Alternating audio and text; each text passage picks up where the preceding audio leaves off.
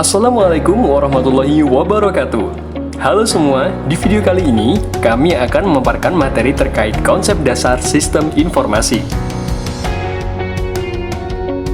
Tak kenal maka tak sayang, itu yang diucapkan pepatah.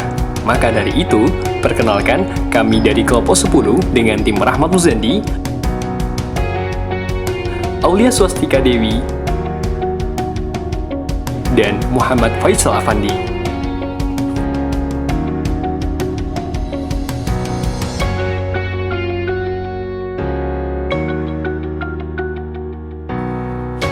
Nah, terkait materi kali ini, sistem informasi sudah semakin berkembang hingga masuk ke dunia bisnis, di mana bisnis memiliki berbagai aktivitas dalam melaksanakan kegiatan operasionalnya, seperti aktivitas akuntansi, keuangan, manajemen operasi, pemasaran, manajemen sumber daya manusia, atau fungsi bisnis utama lainnya, di mana berbagai aktivitas tersebut untuk mencapai efisiensi dan efektivitas diintegrasikan dalam sebuah sistem yang merupakan kombinasi dari berbagai komponen untuk menghasilkan informasi yang nantinya akan digunakan dalam berbagai kepentingan.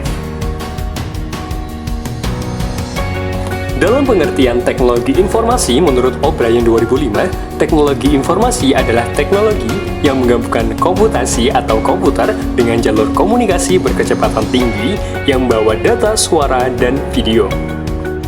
Istilah IT sendiri memang lebih merujuk pada teknologi yang digunakan dalam menyampaikan maupun mengelola informasi, tetapi pada dasarnya IT merupakan bagian dari sistem informasi.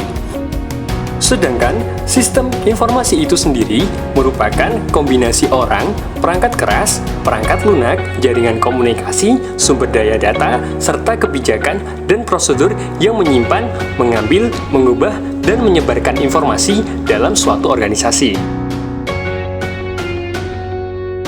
Berikut merupakan kerangka kerja yang menguraikan bidang utama pengetahuan sistem informasi yang dibutuhkan oleh para profesional bisnis. Yang pertama, terdapat foundation concept atau konsep dasar. Konsep dasar meliputi konsep dasar perilaku, teknis, bisnis, manajemen, tentang komponen dan peran sistem informasi. Contoh-contohnya meliputi konsep sistem informasi dasar yang diturunkan dari teori sistem umum atau konsep strategis bersaing yang digunakan untuk mengembangkan aplikasi bisnis teknologi informasi untuk keunggulan kompetitif. Dan kemudian terdapat information technologies atau teknologi informasi, meliputi konsep utama, perkembangan, dan masalah manajemen dalam teknologi informasi, yaitu perangkat keras, perangkat lunak, jaringan manajemen data, dan banyak teknologi berbasis internet. Kemudian terdapat business application atau aplikasi bisnis, merupakan penggunaan utama sistem informasi untuk operasi, manajemen, dan keunggulan kompetitif bisnis. Kemudian development process atau proses pengembangan, bagaimana profesional bisnis dan spesialis informasi merencanakan, mengembangkan, mengimplementasikan sistem informasi untuk memenuhi peluang bisnis. Dan yang terakhir yaitu management challenge atau tantangan manajemen, merupakan tantangan untuk secara efektif dan etis mengelola teknologi informasi pada tingkat pemakaian akhir, perusahaan, dan global dalam bisnis. Terdapat 3 peran penting yang dapat dilakukan sistem informasi untuk perusahaan bisnis. Yang pertama, mendukung proses dan operasi bisnis. Contohnya, kebanyakan toko retail menggunakan CBIS untuk membantu mereka mencatat pembelian pelanggan, melunasi persediaan, membayar pegawai, membeli barang dagang baru, serta untuk mengevaluasi tren penjualan. Yang kedua, dukungan pengambilan keputusan para pegawai dan manajernya. Pada sistem informasi, juga membantu para manajer toko dan praktisi bisnis lainnya untuk membuat keputusan yang lebih baik. Contohnya, keputusan mengenai lini barang dagang apa yang perlu ditambah atau dihentikan, atau mengenai jenis investasi apa yang mereka butuhkan, biasanya dibuat setelah sebuah analisis diberikan oleh sistem informasi yang berbasis komputer. Hal ini tidak hanya mendukung pengambilan keputusan para manajer toko, pembeli, dan lainnya, tetapi juga membantu mereka melihat berbagai cara untuk mendapatkan kelebihan dari para per-retail lainnya dalam persaingan untuk mendapatkan pelanggan. Dan yang ketiga, yaitu mendukung berbagai strategi untuk keunggulan kompetitif. Contohnya, manajer toko mungkin membuat keputusan untuk memasang kios dengan layar sentuh dalam semua toko mereka yang berhubungan dengan situs e-commerce untuk belanja online. Pembahasan selanjutnya yaitu mengenai perkembangan sistem informasi manajemen. Sebelum kita melanjutkan pembahasan lebih dalam mengenai sistem informasi manajemen, alangkah baiknya kita mengetahui dulu sejarah mengenai sistem informasi manajemen dari awal munculnya hingga sampai sekarang. Sebenarnya sistem informasi manajemen perkembangannya dimulai dari tahun 1950 sampai 1960-an, di mana sistem informasi manajemen pada tahun tersebut itu masih sederhana, masih sekitar kegiatan berupa pemrosesan, kemudian pencatatan, dan kemudian akuntansi dan pengaplikasian pemrosesan data elektronik. Dari peran tersebut maka muncullah peran lain, yaitu sistem informasi mulai mengolah semua data menjadi sebuah laporan yang bermanfaat dan informatif. Dari peran-peran tersebut lahirlah sebuah konsep yang bernama SIM atau Sistem Informasi Manajemen, di mana SIM ini lebih berfokus pada pengembangan aplikasi yang menyediakan laporan manajemen yang telah ditentukan sebelumnya kepada pengguna akhir manajerial yang akan memberi manajer informasi yang mereka dibutuhkan untuk tujuan sebuah pengambilan keputusan. Sejarahnya kemudian dilanjutkan lagi pada tahun 1970-an, di mana ternyata produk informasi tersebut tidak cukup untuk memenuhi kebutuhan pengambilan keputusan manajemen, sehingga lahirlah sebuah konsep sistem pendukung keputusan atau DSS. Peran baru sistem informasi tersebut sasarannya lebih ke menyediakan pengguna akhir manajerial dengan dukungan interaktif untuk proses pengambilan suatu keputusan yang dibutuhkan oleh mereka. Sejarahnya kemudian dilanjutkan pada tahun 1980-an, di mana peran baru untuk sistem informasi ini muncul karena disebabkan pesatnya perkembangan pemrosesan komputer, perangkat lunak, dan juga jaringan. Peran baru ini berlanjut hingga 1990-an, di mana peran strategis untuk sistem informasi juga disebut sebagai sistem informasi strategis atau SIS. Dalam konsep ini, teknologi informasi menjadi komponen integral dari proses bisnis, produk, dan layanan yang membantu perusahaan memperoleh keunggulan kompetitif di pasar global.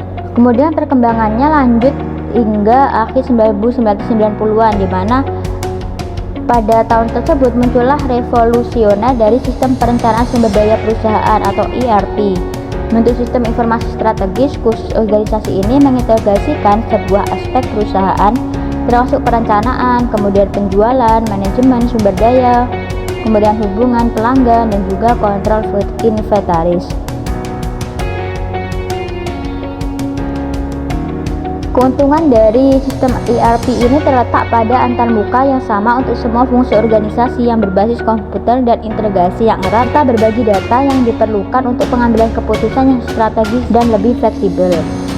Kemudian dilanjutkan perkembangannya pada abad ke-21, di mana pada abad ini terjadi pergeseran mendasar dari peran sistem informasi sebelumnya, di mana perusahaan berbasis internet dan pengembangan web serta sistem e-business dan e-commerce global menjadi hal yang lumrah dalam operasi dan manajemen perusahaan bisnis saat ini. Sistem informasi kini tertanam kokoh sebagai sumber daya strategis dalam organisasi modern.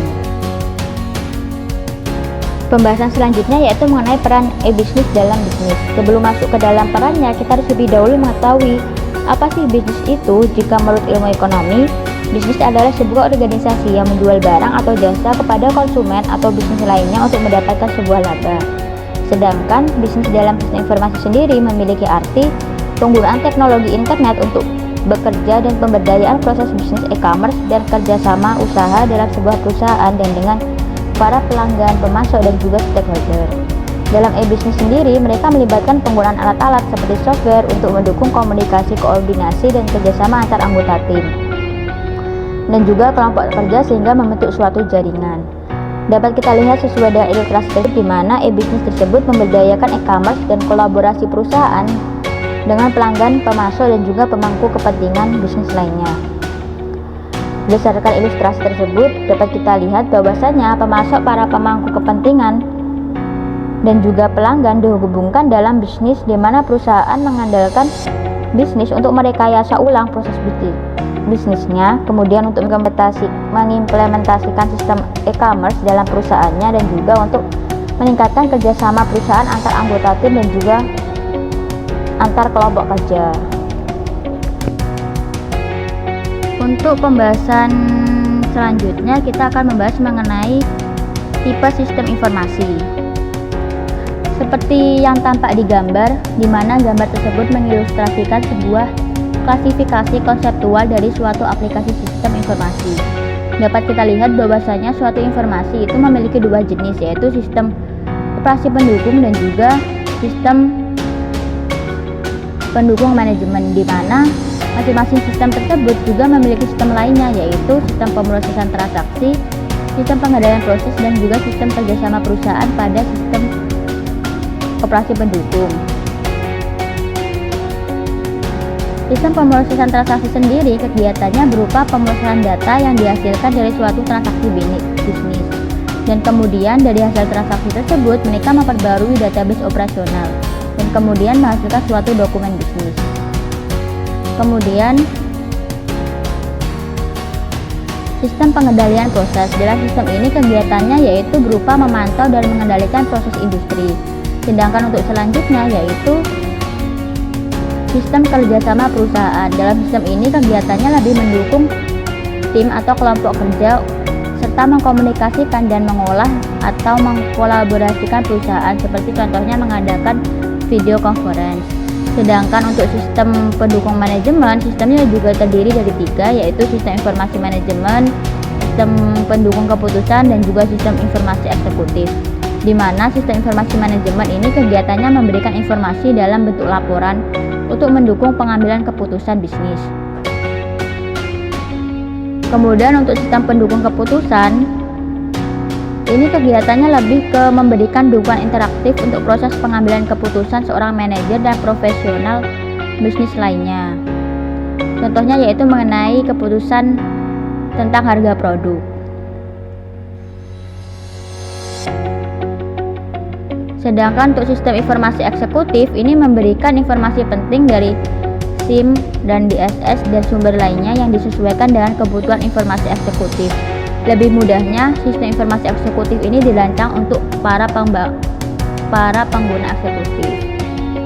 Selain sistem pendukung operasi dan juga sistem pendukung manajemen, dapat kita lihat di garis bawah tersebut terdapat bagan-bagan yang merupakan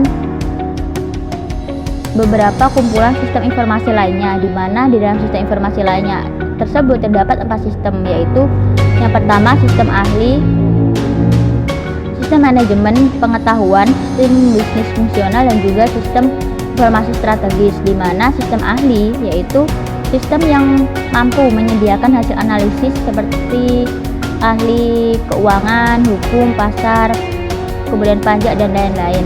Hasil dari analisis ahli tersebut digunakan untuk pengambilan suatu keputusan. Kemudian ke sistem manajemen pengetahuan, di mana sistem ini mendukung penyimpanan, pembuatan, serta pendistribusian pengetahuan di dalam suatu organisasi untuk sistem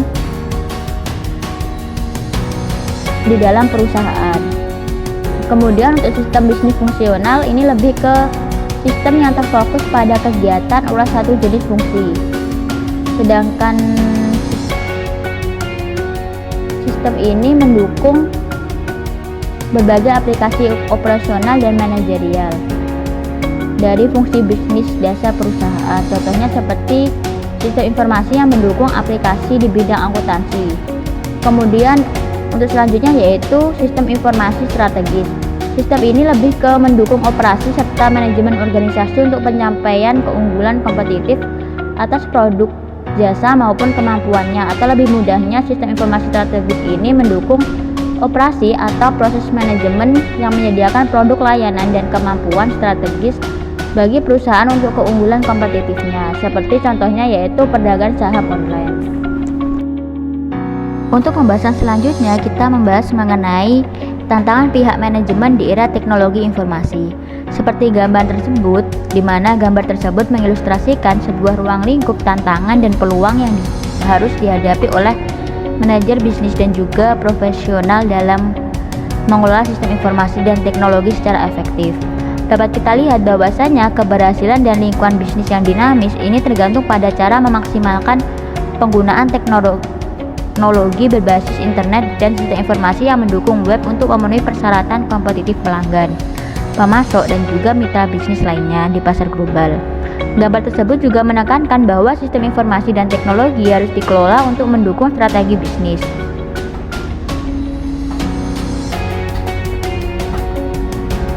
Melalui ilustrasi tersebut, kita dapat melihat bahwa keberhasilan suatu informasi tidak hanya diukur dari efisiensinya dalam hal meminimalkan biaya waktu dan juga penggunaan sumber informasi. Keberhasilan suatu sistem informasi harus diukur dengan keefektifan teknologi informasi guna mendukung strategi bisnis organisasi tersebut. Meskipun sistem informasi sudah mengaktifkan teknologi informasi guna mendukung strategi bisnis, tetapi tidak dapat dipungkiri bahwa teknologi informasi dan sistem informasi juga dapat salah kelola atau salah diterapkan, sehingga masalah kinerja sistem informasi menciptakan kegagalan teknologi. Dan juga berdampak pada kegagalan bisnis. Sehingga karena hal ini, maka kita harus mengembangkan solusi sistem informasi agar tidak menciptakan suatu kegagalan. Dapat kita lihat di ilustrasi bawah, terdapat lingkaran di mana lingkaran tersebut merupakan siklus pengembangan sistem informasi dan biasanya didasarkan pada beberapa tahapan dalam pendekatan sistem untuk memecahkan suatu masalah. Seperti yang pertama, tahapnya dimulai dari investigasi, kemudian dilanjutkan dengan analisis, desain, implementasi, dan juga pemeliharaan. Pada tahap pertama, yaitu investigasi, dapat dimulai dengan proses perencanaan sistem informasi untuk membantu memilih atau memilah beberapa pilihan dari banyak peluang. Biasanya hal ini dilakukan karena biaya yang terkait dengan pengembangan sistem informasi. Pada tahap ini, meliputi analisis biaya atau manfaat sebagai bagian dari studi kelayakan sistem informasi. Kemudian dilanjutkan pada tahap analisis. Pada tahap ini mencakup analisis kebutuhan informasi dari pengguna akhir lingkungan organisasi dan sistem apapun yang saat ini digunakan untuk mengembangkan persyaratan fungsional dari sistem baru. Kemudian dilanjutkan dengan desain. Pada tahap ini, perusahaan harus mengembangkan spesifikasi untuk perangkat keras atau perangkat lunak dan sumber daya data dari sistem produk informasi. Sistem ini diharapkan dapat dimanfaatkan untuk implementasi kemudian atau implementasi di tahap selanjutnya. Kemudian untuk tahapan selanjutnya yaitu implementasi. Setelah suatu organisasi dapat mengembangkan atau memperoleh hardware atau software yang dibutuhkan perusahaan, yaitu mengimplementasikan desain tersebut. Kemudian melakukan pengujian sistem dan pelatihan untuk mengoperasikan dan menggunakan sistem tersebut. Kemudian pada tahap akhir yaitu adanya pemeliharaan. Pada tahap ini manajemen menggunakan proses review stabilitas untuk memantau, mengevaluasi, dan memodifikasi suatu sistem yang diperlukan dalam sebuah perusahaan tersebut. Untuk yang selanjutnya adalah komponen sistem informasi. Jadi, konsep sistem mendasari seluruh proses dari bisnis serta pemahaman kita mengenai sistem dan teknologi informasi atau IT. Karenanya kita sangat diperlukan untuk memahami bagaimana konsep sistem umum dan nantinya pemahaman ini akan membantu dalam memahami banyak konsep dalam teknologi atau aplikasi dan pengembangan ataupun manajemen. Kemudian ada pengertian dari informasi yang menurut dari O'Brien adalah data-data yang telah dikonversi ke dalam konteks yang bermakna dan berguna bagi pengguna akhir tertentu. Untuk yang selanjutnya adalah pengertian dari sistem. Mungkin kita ini sudah sering kali mendengar tentang sistem, tapi apakah kita sudah mengetahui tentang pengertiannya? Jadi, sistem ini didefinisikan sebagai seperangkat komponen yang saling terkait dengan batasan yang sangat jelas dan bekerja sama untuk mencapai tujuan tertentu yang dengan menerima masukan dan menghasilkan keluaran dalam proses transformasi yang terorganisasi. Dan sistem ini memiliki 3 fungsi dasar. Yang pertama adalah masukan, yang kedua adalah pemrosesan, dan yang ketiga adalah keluaran. Untuk pemasukannya adalah mencakup pengambilan keputusan dan penyusunan elemen yang masuk ke dalam sistem untuk diproses. Lalu, untuk pemrosesan adalah mencakup proses transformasi yang mengubah masukan ini menjadi sebuah keluaran. Dan yang terakhir, fungsi dari sistem adalah keluaran, yaitu mencakup mentransfer elemen yang telah diputusi oleh proses transformasi menuju tujuan akhirnya. Sebagai contoh, untuk masukannya adalah seperti membuat bakso, kita membutuhkan tepung, bumbu-bumbu, dan daging. Lalu untuk pemrosesan ini adalah proses pembuatan baksonya itu. Dan nanti untuk keluarnya adalah hasil jadi dari pemrosesan yang mengambil input dari bahan-bahan tersebut. Lalu untuk pengertian dari sistem informasi, yaitu kombinasi dari orang-orang, perangkat keras atau hardware, perangkat lunak atau software, jaringan komunikasi, sumber daya data, dan kebijakan serta prosedur dalam menyimpan, mendapatkan kembali, mengubah, dan menyebarkan informasi dalam suatu organisasi. Lalu untuk lebih jelasnya, orang-orang bergantung pada sistem informasi modern untuk berkomunikasi satu sama lain dengan menggunakan berbagai macam alat atau perangkat keras atau hardware, instruksi, dan prosedur pemrosesan informasi perangkat lunak atau software, dan seluruh komunikasi atau jaringan, dan menyimpan data atau sumber daya data. Lalu ada model data, yaitu pertama SDM, 2 SDH, 3 SDS, 4 STD, dan 5 SDJ. Yang pertama adalah SDM atau Human Resource. Jadi, perlu kita ketahui kalau manusia adalah unsur yang sangat penting untuk keberhasilan pengoperasian semua sistem informasi. Jadi, sumber daya ini termasuk pengguna akhir dan spesialis IS atau Information System. Pengguna akhir atau disebut juga dengan pengguna atau klien adalah orang-orang yang menggunakan sistem informasi atau informasi yang dihasilkannya.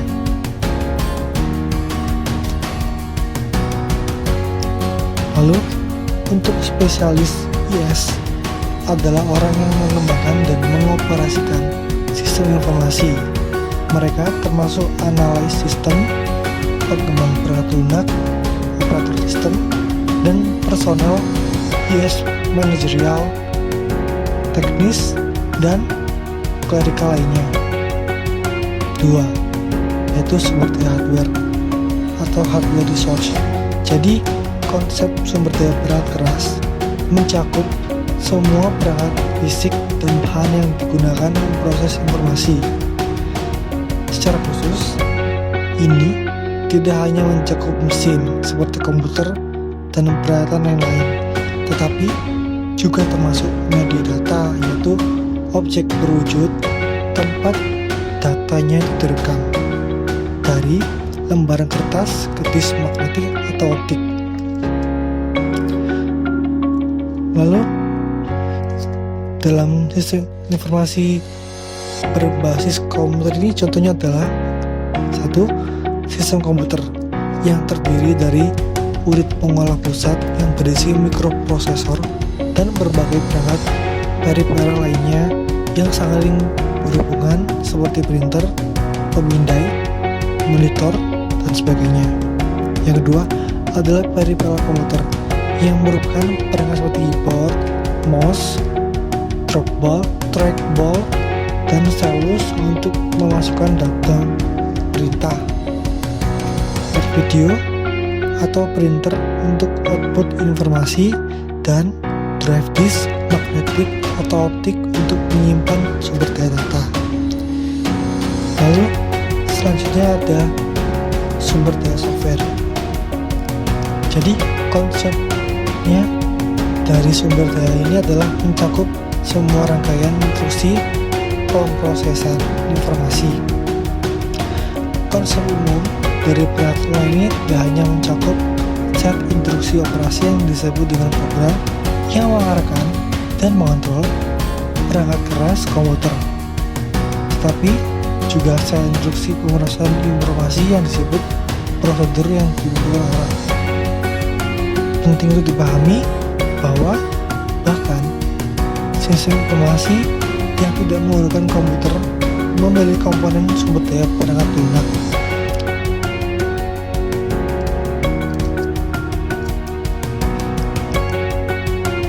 Lalu, contoh dari sumber daya perangkat lunak ini atau software adalah 1.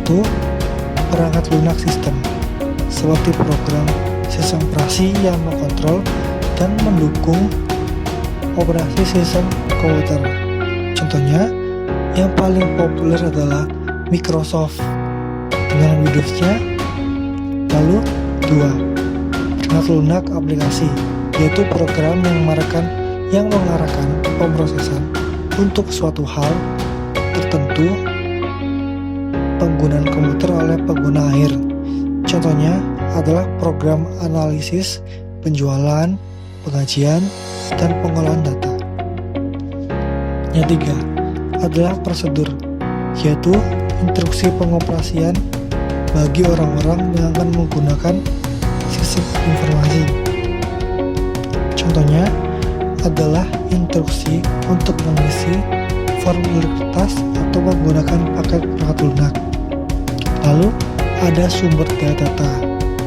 Data dapat memiliki banyak bentuk, termasuk data alfanumerik tradisional yang terdiri dari angka, huruf, dan karakter lain yang menggambarkan transaksi bisnis dan lainnya.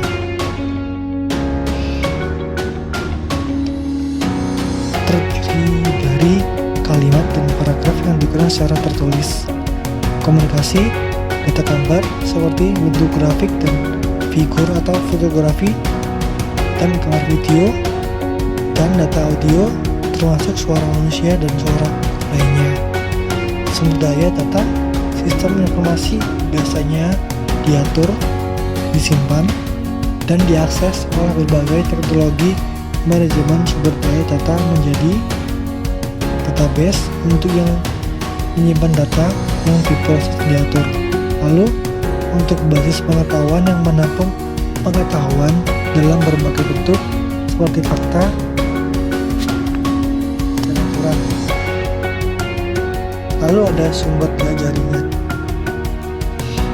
teknologi komunikasi dan jaringan seperti internet, intranet, dan extranet telah menjadi hal yang mendasar bagi operasi untuk e-bisnis dan e-commerce yang berhasil untuk semua jenis organisasi dan dalam sistem informasi berbasis komputer. Lalu, jaringan komputer telekomunikasi ini terdiri dari komputer, pemroses komunikasi, dan peralatan lainnya yang dihubungkan antara satu dengan lainnya melalui media komunikasi serta dikendalikan melalui software komunikasi. Lalu, sumber daya ini meliputi 1. Media komunikasi. Contohnya, kabel twist pair, lalu kabel tembaga, kabel set optik, teknologi gelombang mikro, seluler, dan satelit tanpa menggunakan kabel. Yang kedua adalah dukungan jaringan. Dalam hal ini diperlukan pihak dukungan hardware, software, dan teknologi data untuk mendukung operasi dan menggunakan jaringan komunikasi. Contoh pemroses komunikasi seperti modem, prosesor antar jaringan, software pengendali seperti software sistem operasi jaringan, dan penjelasan internet. Lalu, model sistem informasi ini menggambarkan hubungan di antara komponen dan aktivitas sistem informasi. Model tersebut juga menunjukkan kerangka yang menekankan 4 konsep utama yang dapat ditetapkan untuk semua jenis sistem informasi. Lalu, untuk gambar ini adalah komponen dari sistem informasi itu. Jadi, seluruh sistem informasi menggunakan sumber daya manusia, perangkat keras, perangkat lunak, sumber daya data, dan sumber daya jaringan untuk melakukan aktivitas masukan, pemrosesan, dan keluaran, serta penyimpanan dan pengendalian yang mengubah sumber daya data menjadi produk informasi.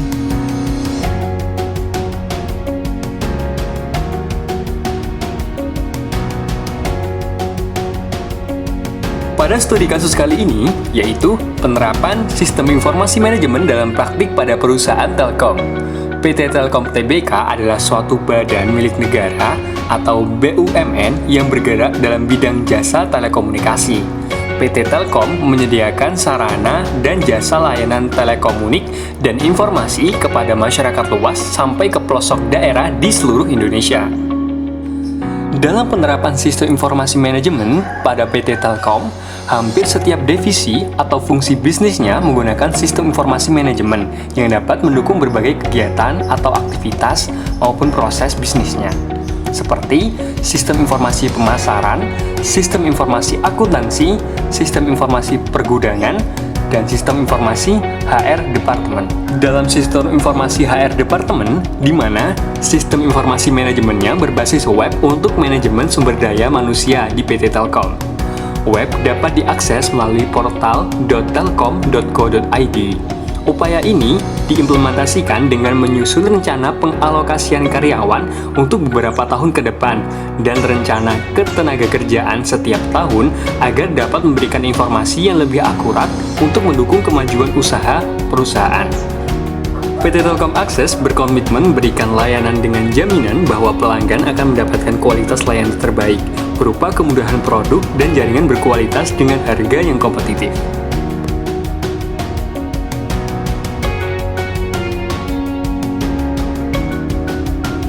Nah, itu tadi merupakan pemaparan materi dari kelompok kami, kelompok 10. Apabila ada salah kata, mohon maaf yang sebesar-besarnya. Akhir kata, wassalamualaikum warahmatullahi wabarakatuh.